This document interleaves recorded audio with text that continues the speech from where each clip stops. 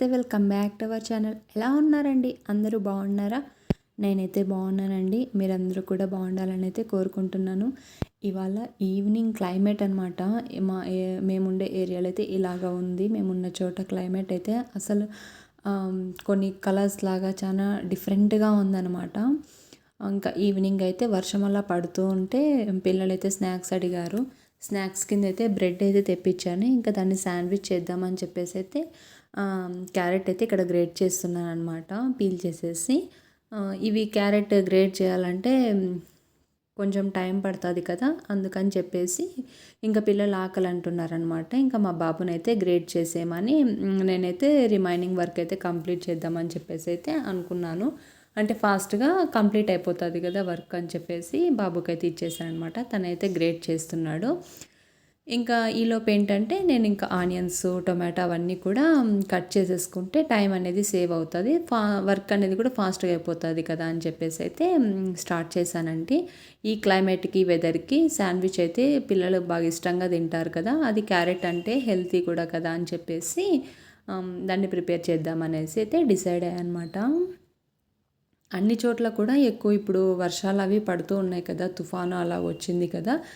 మాకైతే అంత పెద్ద వర్షం అయితే కాదు, కానీ క్లైమేట్ అయితే క్లౌడీగా ఉండడము, అంటే సన్ రాకపోవడం ఇలాగైతే ఉంది.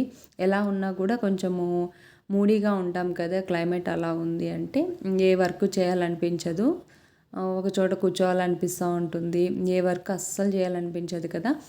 ఇంకా అలాగైతే సాగుతూ ఇంకా ఈవినింగ్ అయితే వర్క్ అనేది స్టార్ట్ చేశానమాట. ఇవాళ డే అంతా కూడా అసలు ఏ వర్క్ చేయకూడదు అనిపించినా ఏవో ఒక వర్క్ అయితే కళ్ళెదురు కనిపిస్తూనే ఉంటుంది. కనిపించిందంటే ఇంకా ఆటోమేటిక్గా చేతులు అనేటివి లాగుతూ ఉంటాయి కదా చేయాలని చెప్పేసి. ఇంకా వర్క్స్ అన్నీ కంప్లీట్ చేసేసుకొని ఇంక ఈవినింగ్ స్నాక్స్కి అయితే ప్రిపేర్ చేస్తున్నాను అనమాట. ఈ శాండ్విచ్ ఏంటంటే మనకి బేకరీ స్టైల్లో దొరుకుతుంది కదా, బేకరీలో దొరుకుతుంది, అలా టేస్ట్ అయితే ఉంటుందండి. చాలా బాగుంటుంది. నచ్చితే కనుక ఒకసారి ట్రై చేయండి. ఇక్కడైతే ఇంకా ఫస్ట్ అయితే తిరువాత పెట్టేసుకుంటున్నాను అనమాట.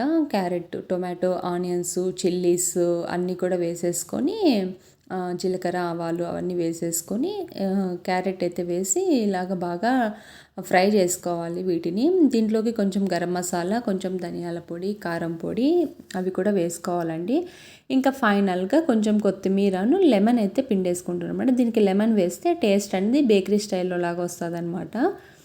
లెమన్ అయితే పిండేసిన తర్వాత ఇంకా ఒక 2 minutes అలా ఫ్రై చేసుకొని స్టవ్ ఆపేసి ఇంకా ఇక్కడ బ్రెడ్ అయితే తీసేసుకుంటున్నానండి. బ్రెడ్ అనేది మనకి శాండ్విచ్ బ్రెడ్ అనేది దొరుకుతుంది. ఇక్కడ శాండ్విచ్ బ్రెడ్ అయితే లేదన్నారనమాట బేకరీలో. అందుకని చెప్పేసి ఇంకా నార్మల్ మిల్క్ బ్రెడ్ తెప్పించేసాను. ఇంకా దాంతోనే చేస్తున్నాను అనమాట. మనకి మామూలుగా శాండ్విచ్ బ్రెడ్ అయితే ఇంకా టేస్ట్ అనేది బాగుంటుంది. ఈ మిల్క్ బ్రెడ్ ఏంటంటే కొంచెము పల్చగా ఉన్నట్టు అనిపిస్తుంది అనమాట, సాఫ్ట్గా. ఇంక ఇక్కడైతే నేను గీ అయితే వేసేస్తున్నానండి. బటర్ అయినా వేసుకోవచ్చు, ఇంకా గీ అయితే వేసేస్తున్నాను అనమాట. గీ వేసేసి ఫస్ట్ అయితే ఈ బ్రెడ్ని 2 sides కాల్చుకోవాలి బాగా. 1 side ఎక్కువ కాల్చేసుకొని రెండో వైపు కాల్చుకున్నప్పుడు మనము ఫ్రై చేసుకున్నటువంటి క్యారెట్ ఉంటుంది కదా, గ్రేట్ చేసుకున్నటువంటి క్యారెట్, దాన్ని అయితే స్టఫ్ని పెట్టేసుకొని పైన ఒక బ్రెడ్ పెట్టేసుకోవడమే, ఈజీ అనమాట. క్యారెట్ ఒకటి గ్రేట్ చేసి పెట్టుకున్నామంటే వర్క్ అనేది ఈజీగా అయిపోతుంది అనమాట. ఒక 10 minutesలో అయిపోతుంది, ఎక్కువ టైం అయితే తీసుకోదనమాట. కాకపోతే క్లైమేట్కి చల్లగా ఉన్నప్పుడు ఇలా వేడిగా అయితే పిల్లలు అంత బాగా ఇష్టపడతారు, పెద్దలు కూడాను. చాలా టేస్టీగా ఉంటాయి. ఇంక ఇక్కడైతే ఫస్ట్ అయితే వేసేసానండి. ఇంకా పిల్లలకైతే ఇచ్చేస్తున్నాను అనమాట.